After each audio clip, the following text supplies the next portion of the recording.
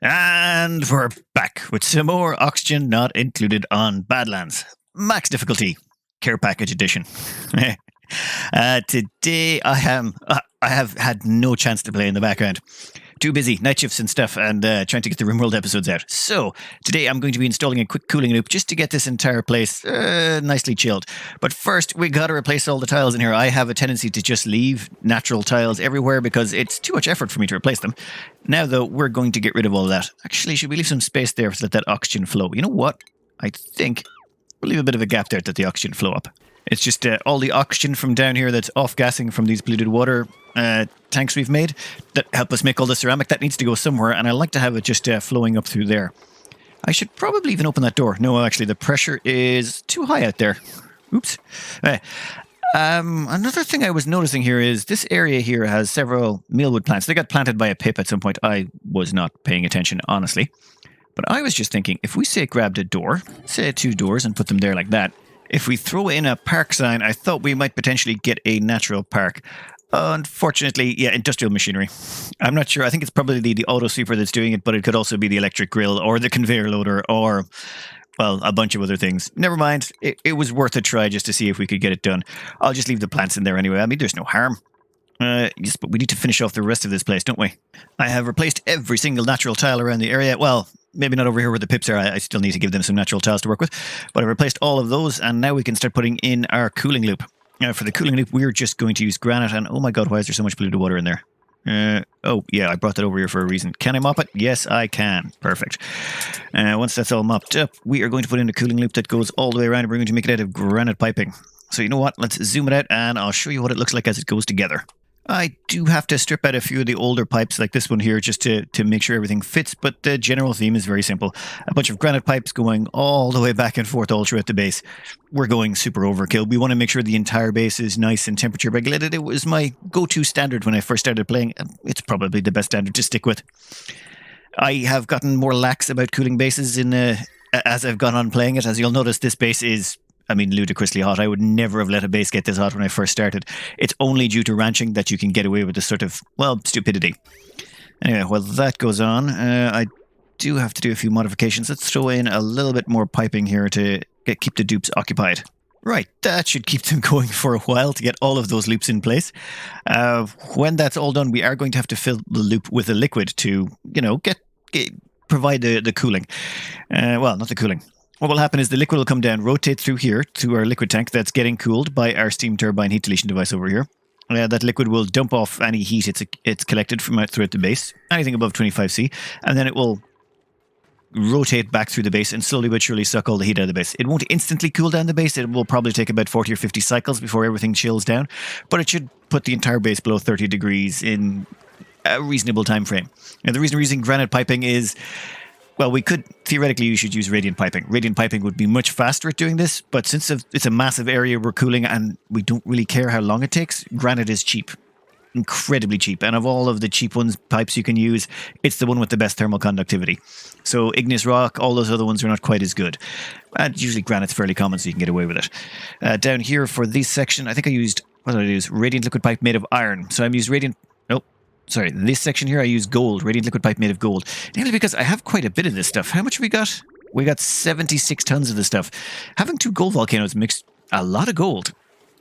Okay, I am going to have to skip this forward a bit though because we have so much piping to go in. It is going to take a while. While that is going on though, I am going to get us some liquid to put in there. I'm thinking petroleum. Yeah, well, we've got crude oil. We've got plenty of crude oil lying about the place. We can use that to fill the loop. Almost finished. Just a few pieces over here on the left-hand side to go, and yeah, it's taken them a while to get their hands on the gold. Probably because it's really far away in some volcanoes, while granite is pretty much everywhere inside this base. Now let's have one last look at the heat map. Yes, that water is looking nice and chill. Once we get this up and running, we can start, well, we'll never have to worry about getting any scaldings inside the base again, hopefully. Oh, and regolith-wise, we now have 47 tons. After mining space for a bit, where was it? Yeah, after mining a bunch of this out, we've got enough regolith that we should not run out for another, well, probably 50 or 60 cycles, hopefully.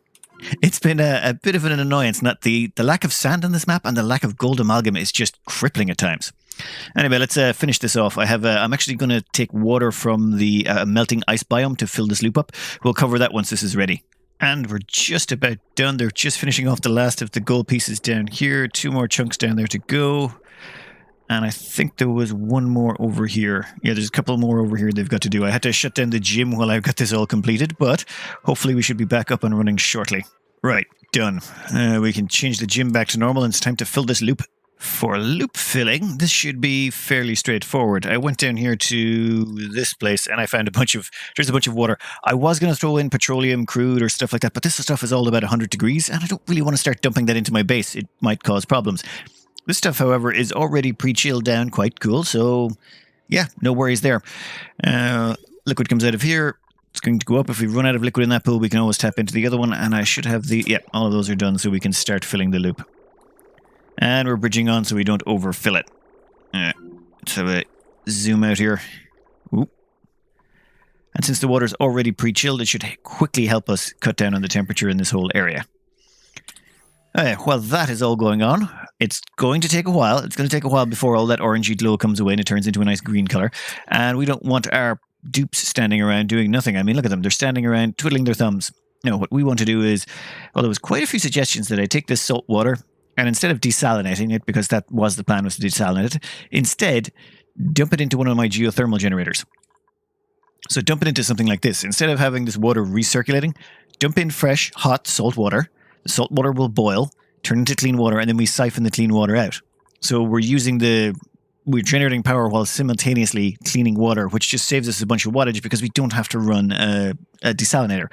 Now, normally I wouldn't bother. I would just throw power at problems and make them go away, but it does sound like a fun little project, and we've got so much geothermal generating going on. Why not? Yeah, you know what? Let's just go for it. Oh, and tree-wise, we've got plenty of trees. We can really start getting into the ethanol production and poke shell ranching right after this. But first, I got to figure out some way of dumping in water. I'm going to have to put in pressure sensors. Oh, you know what? We're going to have to put in a second lock, aren't we? Oh, while this is going on, I got my alert went off for this down here. Now, there was several suggestions on how to fix this so that if someone pees their suit again and it drops down here, it doesn't cause a massive explosion of polluted oxygen again. I think I'm going to take care of that now before things get out of control. Now, there was several suggestions about how to handle this, and all of them pretty much revolved around the same thing, either mesh tiles or a little pit. So all we're going to do, it's going to be the simplest thing in the world. We are going to leave a little hole down here at the bottom and stick a little mini liquid pump in it. Mini liquid pump will pump the liquid over here and dump it into the system. I'm not sure if the liquid pump works this direction or if I have to turn it upside down, but we'll find out the first time a duplicant has an accident. We'll worry about it then. That should take care of the problem. Oh, and I got to set these sensors back to normal again. I've stupidly overloaded. Excellent. How's our regolith looking? 45 tons. Plenty of stuff. Plenty. Here we're putting in a double liquid lock. The reason being I need to get in here and do a bunch of changes in here. And to do that, I'm going to have to rip out a whole ton of stuff. The reason being otherwise we're going to start letting the heat from inside here leak out, which would be bad. So let's get some cooling, let's get this liquid lock in place. And I left this weird little gap here, but I have an idea for what goes in there. We'll cover that later. This is mostly complete, though we're missing a bit of Kudwa. What I'm trying to do here is I need to replace this whole area is about to become a steam room. I'm going to be extending this on. So I need to start demolishing a bunch of the junk in here. Unfortunately, that's all a little bit hot. But you know what? We'll do it now because it's too expensive to not do it now. If at the moment we open that up, we'll have even more problems. We'll be dealing with steam and all sorts of stuff. So we'll remove this joint plate we've spent so much effort putting in, and we'll replace it with this one over here. You can immediately... Oh, come on. Get rid of that. You can immediately go there. And you can go there. Right. How much heat are we dumping into the area? Not that much. It'll be fine. It's only... Yeah, it'll be dumped up here. The cooling loop will take care of it. All right. Time to do some major modifications here. First things first. Let's open this up. A bunch of that steam is going to turn into water around here. But we can always inject more heat if needs be. Then we have to find a way of injecting the water from down here. In fact, we may want to seal this sucker up and put in even more insulation. Yeah, we'll double up the insulation here. The reason being, we want this area here to be as insulated as possible. We want this water to be as close to 95C as we can, because the lower it is, or the lower the temperature it is, the worse it is for us. Oh, and we're also going to need to put on a liquid pump that is separate from... where is it? This liquid pump here this one goes off to provide our self-powered oxygen maker. And that is powered by the self-powered oxygen maker. So we don't want to tap into that. So I've got a second one down here that's running off a little ghetto coal generator. I think it's time we fed this whole thing off the main grid. All right, powered off the main grid for now. I've just stuck in a transformer on this side. We'll worry about dealing with the heat of that a little bit later. Worst case scenario, we can always start letting some of the chill from our base out. And the base is looking nice. You'll notice here on the right-hand side, it's looking more chill than the left. That's to do with... Oh, I need more water. That's to do with the fact that the water is going this direction, as in it comes in this side and goes out the other, which means it's the coldest coming out this side. It's like 27.2 there, but when it's coming back in, it's 36. That means between going through here, going all the way through our base and coming all the way back down, it's gained 8.7 degrees. It gained 8.7 degrees in temperature. Yes, I actually paused it to figure that out because, yeah, that took me an embarrassing amount of time. Anyway, with that said, that's an awful lot of heat we're draining out of the area. That's why this whole place is starting to turn green. By the time it gets through certain areas, it's unfortunately got nothing left to give. But over here, this red hot tank of lovely tasty water, that we are going to take all of it and we are going to start running it up to our system. Now, I've put in a liquid shutoff here. The liquid shutoff, the reason for its existence is I don't want any of this water sitting in the pipes out here. Actually, we'll come back to that. We'll first start with how we were going to get the water into this system and out of this system. Oh, and we're going to have to build a liquid tank to store it all in, aren't we? Damn it, damn it, damn it. Where am I going to stick a giant tank of boiling hot water? I think over here is perfect. We've got a nice big area of open space. We can just dump in a quick liquid tank right here. That should make a decent sized water tank. Power-wise, yeah, I had to run the power spine around it, but... You know, no biggie. At the same time, we might want to seal this up. It is going to be 95C water in there. We might want to put in a double layer of insulation and maybe some chlorine on top. Maybe don't fill it up too much. But we'll worry about all of that later. We'll stick in a quick liquid vent. Say, yeah, about there should be grand. And we're going to make sure it's insulated pipes running all the way there. Once that's done, we need to get on to figuring out how we're going to dump it into the... it should be relatively simple, but there's a few little minor quirks we got to work with. All right, done. I managed to drop most of the debris at the bottom, so there should be relatively little sweeping when the time comes. Now, time to do this sucker over here. This is the tricky bit. I've got to siphon this water out of here, but if this... you know what? I'll figure it out, and then I'll explain it. All right, here's what I've come up with. When we dump in the salt water, we haven't got around to that yet, but when we do, we're going to want to siphon the salt water out. So all the water coming out of these three, which will be 6 kilos of water, will get sent along here and get sent all the way over here and dumped into our clean liquid water tank. However, what happens if there's no more salt water to put in? What happens if this tank is empty? We've actually desalinated everything that's in this tank. What happens then? Well, that could be a problem. So what we have is going to be a liquid shutoff. This liquid shutoff here will be detected by this atmosensor. This atmosensor will detect when the pressure in here goes below 20 kilos because, well, it's the maximum it's allowed. So if it goes below 20 kilos, that means we're not putting in water as fast as we're taking water out. That means we've got to start recycling the water that's already in there or we're going to run dry. So when that happens, we get an insulated pipe here and this will act as the overflow. So since this will get shut off, this will then roll back in here. We'll get a few jumpy pipes over this and this. And that will roll all the way back over to there. And it will run down here and get dumped back into the system. Well, that's the theory. However, we still need some way to bring the salt water in. And that's where this gap area in here comes in. Uh-oh. John Wheaton made a mess. Let's hope this does not go badly. I'm going to need to prioritize getting that replaced. Come on. Get those all done. Get John out of there. Once we get John out of there, we'll see if our system for dealing with new messes is successful or not.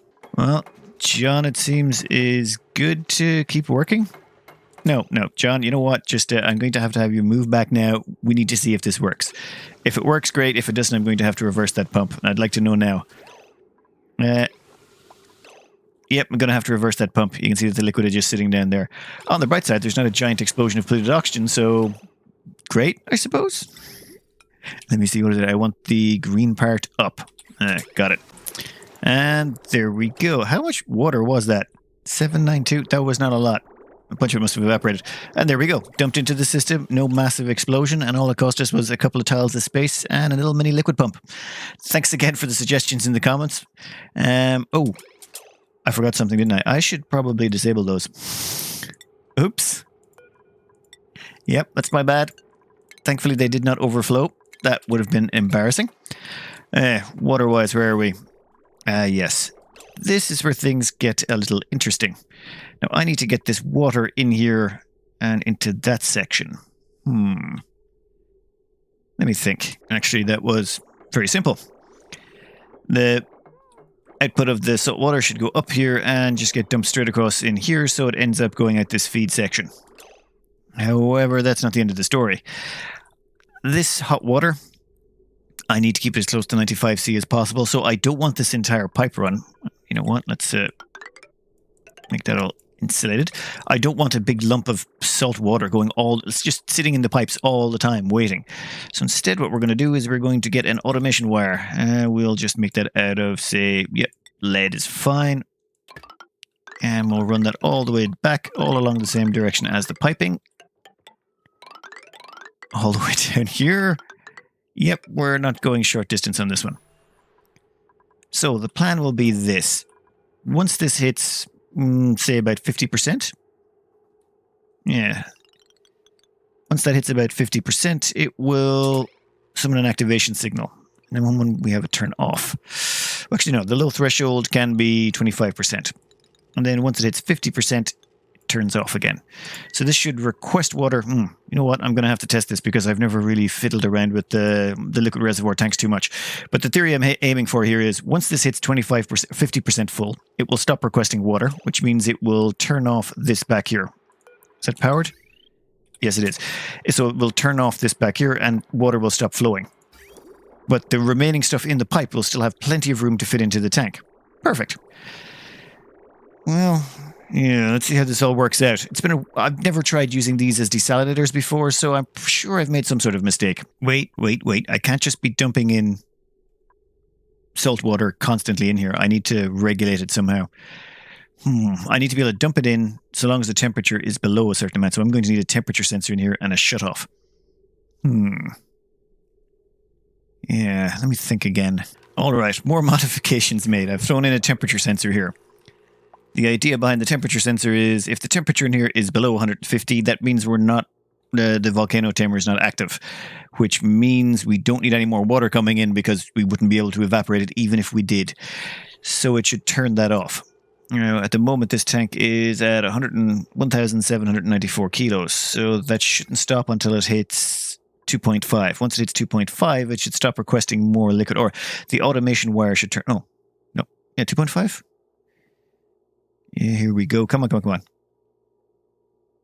Yeah, there we go. So it's shut off. And if we check now, yeah, it's turned off there, but the system is still emptying out. So we should be able to empty all the liquid out of the pipes and we don't have it hanging around. Boom, come on. Once that's done, I think we're just about ready to fire this up and see if we've got something successful here. Though I might want to do maybe a little bit more insulation here. You know what? Let's double insulate this sucker. I like to double insulate everything just because double insulation ensures there is just... Oh, damn it. You know what? We can double insulate the outside. Otherwise, I would have had to move the liquid vent. I was just not bothered. But once we've double insulated that, we can turn this sucker on and see how she goes. Though I would like to dump some chlorine in here. The chlorine will sit on top of the water and it's terrible at sharing... What the hell? It's terrible at sharing heat with the surrounding environment. Okay, that's odd. But where have we got some chlorine? I think I have a chlorine vent around somewhere. Yeah, we can get around to it later. A little bit of lost heat right now is not going to be end of the world. And we also have a blueprint to choose from. Lime, thank you very much. I want more steel. Once that's done, we'll turn this on. All right, I think we're ready to try firing this sucker up. What's the volcano at? Next active period 4.1 cycles, and we have a good tank of magma to draw from. Temperature in here is, whoa, that's a little hot. This is set to 150C. We've got a full tank of water to draw on. This gas pressure sensor is set if the pressure is below 2,000. Oh, if the pressure is above 2,000, I want you to turn on. And let's see. So that should be active right now. Excellent. This one is, why are you active? Yeah, pressure's above. It's always a good idea to double check all your settings before you turn these things on. All right, when everything's set, it should just be a case of cranking this up to, say, 160.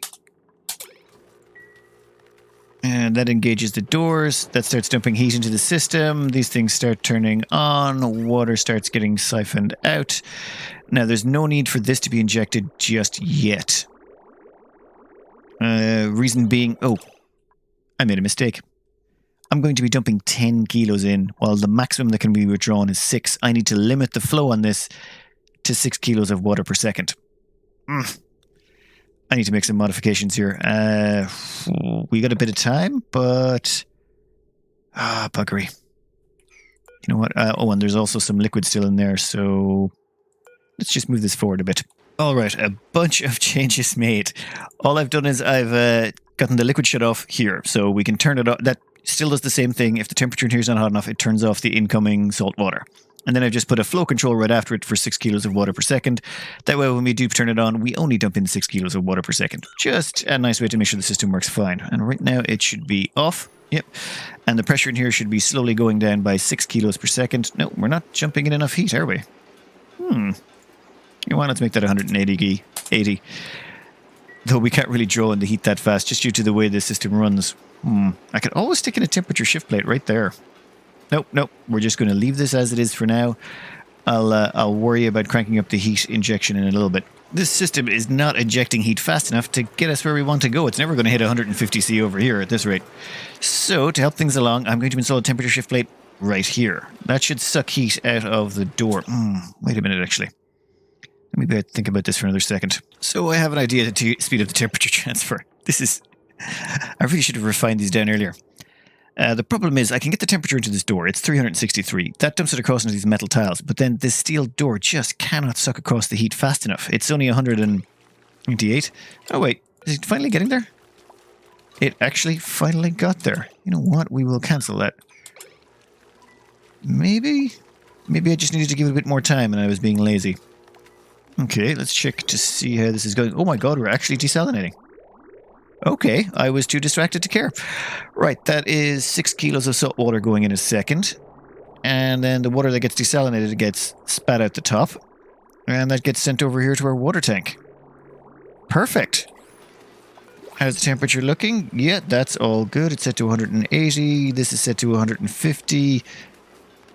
I think that's pretty stable. Now that means the steam in here should stay at the correct temperature, or the correct pressure. As in over here, let's just check what this is at. So it's about 27 kilos of pressure. Right, 27, 28. Is it going up or is it going down? It's going down. I mean, it's going up. This one's not quite going on all the time. Why is the pipe blocked? How did I mess this up? Oh. Yeah, that would be a very obvious mistake there. I've got the liquid going straight through the output nozzle on this. That is a bad idea. What you need to do with this one is build in a bridge. Then once you've got your bridge in place, we're going to use pliers to do that.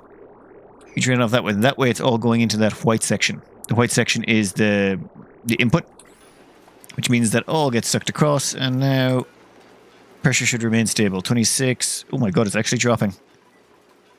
Oh, damn it. I just thought of an... Yes, this is the joy of doing things on the fly while people are watching.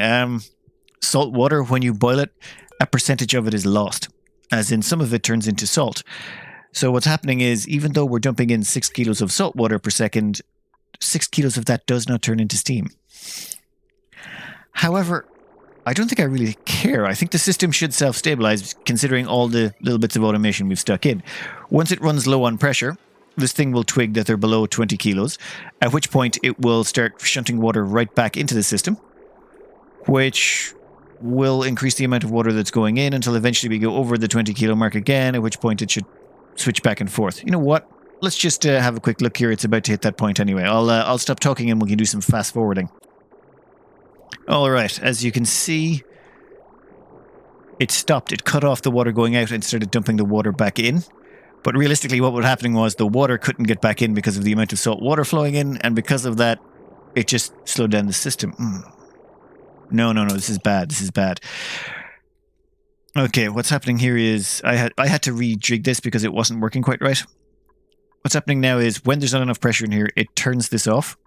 And when it turns this off, this water should realistically go right back here into the system and get dumped off, but it's not happening. The reason it's not happening is, well, the salt water is pushing through here, and this can't push across because it's trying to push onto an element it can't push across. I think what I need to do is have another pipe. I can't dump them both into the same outflow. Let me think for one more minute. So it turns out I didn't design this system very well. What's happening now is, even though I've set this up so that this shuts off at 20k, it's just recycling the water and no fresh water is getting dumped into the system, so the pressure will never increase enough for us to desalinate more water. So instead, we're going to do this. We'll get rid of that. We're going to add on a second stream. Now, I will, of course, have to put a shut-off on this as well and do a few bits and bobs, but it should be pretty much the same thing. This goes along there. It gets dumped into the system. We can deconstruct those. This should, as it evaporates, cause the pressure in here to start going up as more and more water gets dumped into the system. So as you can see, the pressure starting to rise.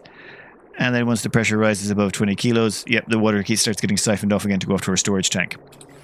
And to make sure that that doesn't cause any problems there, we're just going to add in some more insulated tiles. I want to make sure none of the heat of this stupidity escapes. And there we go. We've managed to take what should have been, let's say, where are we? Where did we put our desalinator? We could have just built a desalinator, plugged it into some power and paid the power costs and done the exact same thing, but it wouldn't have been the same. I suppose this is a nice way of just abusing volcanoes for even more fun and profit. And there we go. A simple... relatively simple system. Remember, all the save game files are attached on all the videos, so if you do want to actually go in and have a look at this yourself and see what it's set up and configured to. Though I will say with this one, this is a brand new thing that I just did today, so I'm not sure if this will work perfectly. As in, this works for now, but in 1,000 cycles will it still be working? I have no idea. Anyway, this is going to be our new freshwater tank. Thankfully, with that new freshwater tank, we're going to take that and we're going to dump some of that into our base because we need some more cool, clean water. Cool, yes. How are we going to get cool? Well, we're going to use insulated pipes. How much ceramic do we have? 77 tons. I'm still not going to use ceramic. We're going to get some of this and start dumping it down into our system. Though, do we want to do it in batch processing? I think we'll limit it to about 1 kilo per second and we'll just start dumping it down here. It should not be an issue. All right, here's how we're going to manage it. We have the water is going to come in here and drop down, but we need some way to stop it from overflowing. We don't want this going up above a certain amount. So let's say about here. Yeah, I think up to here is good. Let's not make that out of our... You know what? We're going to use steel. We're going to use steel everywhere because eventually we're going to have all the steel. Now, though, I have to get that automation wire and set that to turn off. We don't want this letting any more water. However, I still don't want a bunch of 95C water hanging around in the pipes. That would be bad. Instead, we're going to grab that automation wire and we're going to go all the way back to the source, which is a long way up. Actually, I think the pipe takes it right here. Yep, up like that. And then we go around to the shutoff. Boom. What would happen is, or what should happen, this water here will get pumped out. It will get limited to 1 kilo. That water will then get pumped across this line. It will go all the way down here. And we will be dumping 1 kilo of 95C water into our system a second. You know what? I think I'd like to have that dumped off over here instead. Reason being, this is where our cooling comes in, and it would just be better if the cooling was done on that side. It just means the water will all be cooler as it...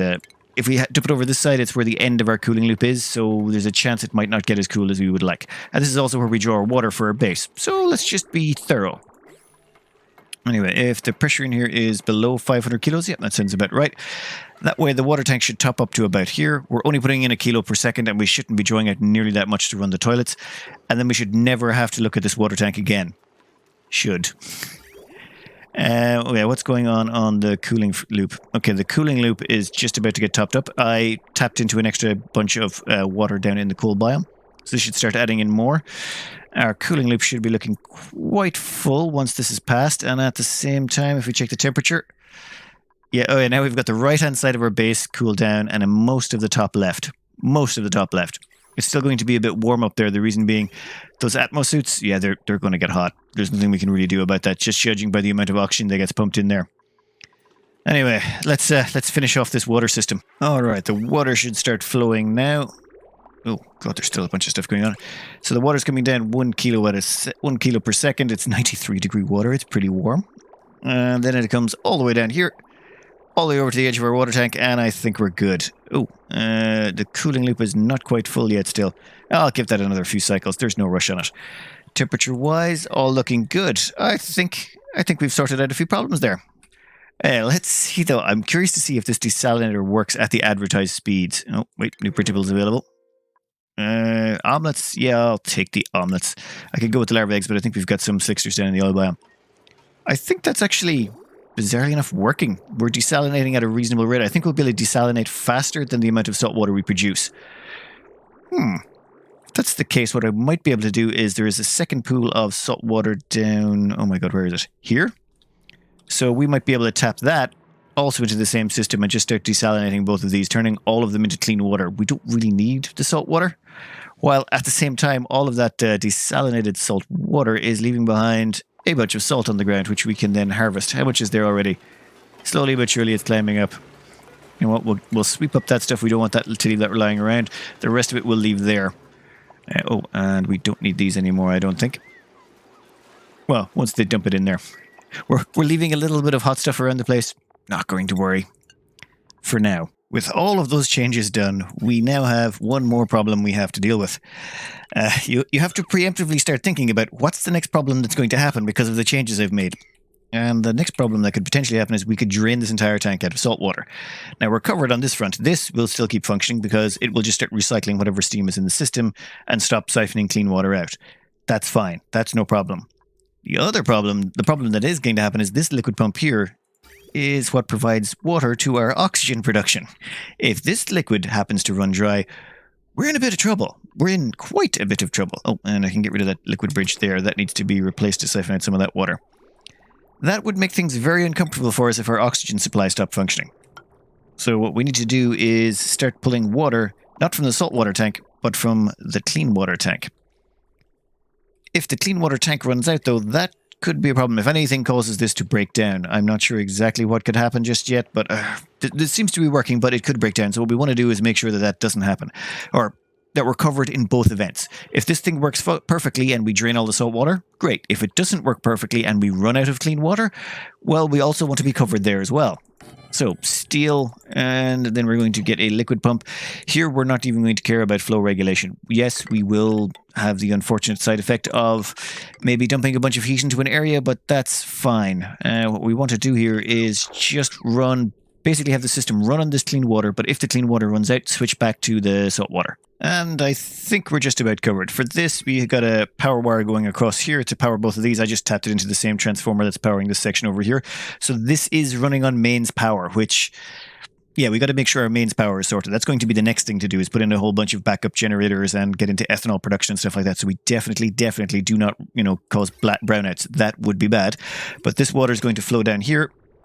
And I even managed to recycle some old piping. And what's going to happen is we're going to use some basic pipe mechanics here. If there's clean water coming in across here, this should be unable to move. So what we should see happening is, yeah, all the water is coming from here now. This has stopped running. And because that stopped running, there's no movement on this pipe. There's no activation of the desalinator.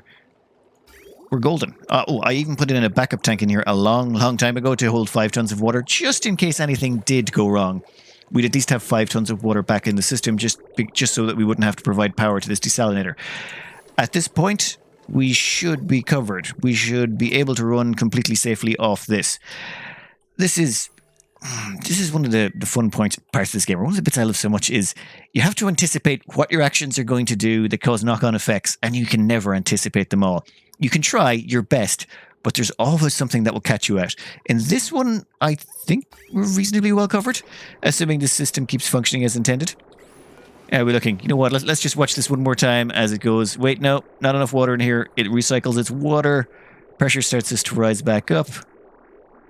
No, not yet. Come on, come on. I think it takes a bit of time. Boom. Oh yeah, we start siphoning water off again. Right, so this is a volcanic-powered desalinator / power plant that is running on water that's coming in at 92.7 C. Okay, we're heating it up a little bit more than we need to. The water that comes out of this comes out at 95. Well, 94.9. It comes out at 95C, so we're losing about 2.5 degrees. Well, we're having to heat up 2.5 degrees more of water than we should. It's not the end of the world, considering that the amount of power we save from running a desalinator, which costs about, I think it's 450 watts for those. I think that all worked out quite nicely. That is good. If this starts draining the tank, which I think it should, we're destroying the water fast enough. I think what we'll do is definitely pull the water out of there as well, or pull the water out of that tank as well and desalinate a lot of it. We can get ourselves a giant clean water tank. And before we go, let's have a quick look at the temperatures. So much better. Left side's down below 30 degrees, well, below 40 degrees in most spots. We're still a little bit toasty in the middle, but it's all working out. Anyway, I hope you enjoyed this trip down volcanic desalinators, and good luck.